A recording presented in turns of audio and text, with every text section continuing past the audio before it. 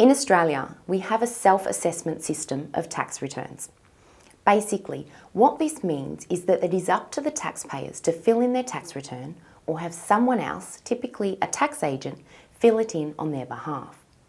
In most cases, the tax office will accept what is in the tax return as correct and will issue an assessment which states the taxpayer's income tax liability for the financial year. The tax return was traditionally a form that was filled in on paper and then sent to the tax office. It would contain information regarding the taxpayer's income, deductions and other relevant data for the financial year.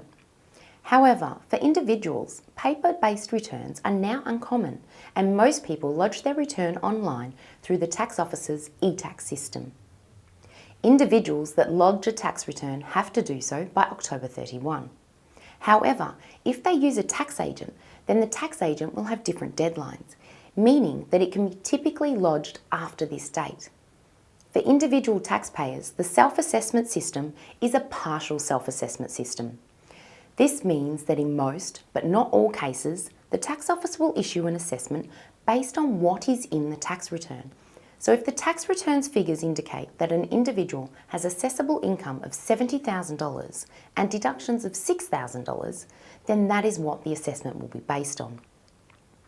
Sometimes, however, for such taxpayers, the tax office will conduct an audit or review before the assessment is issued.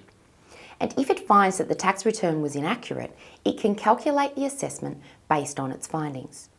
However, in practice, it is not common for a review or audit to be conducted at this stage. Rather, if one is conducted, it is usually done so after the initial assessment has been issued. For superannuation funds, companies and some other types of taxpayers, the self-assessment system is a full assessment system.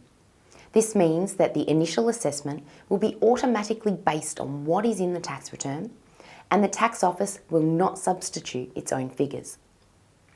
In the case of all types of taxpayers, after the initial assessment has been issued, the tax office can issue an amended assessment. So for instance, if an individual or company has lodged a tax return and the tax office issues an assessment based on this, it can later on conduct a review or audit. If this review or audit finds that the tax return was inaccurate, the tax office can issue an amended assessment with a different tax liability. There are time limits in which the tax office can issue an amended assessment.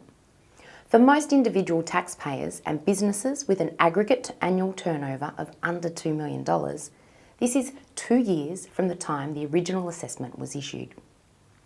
For larger companies and individuals with complex tax affairs, this deadline is 4 years from the time of the original assessment. However, in some instances, there are no time limits as to when the tax office can issue an amended assessment.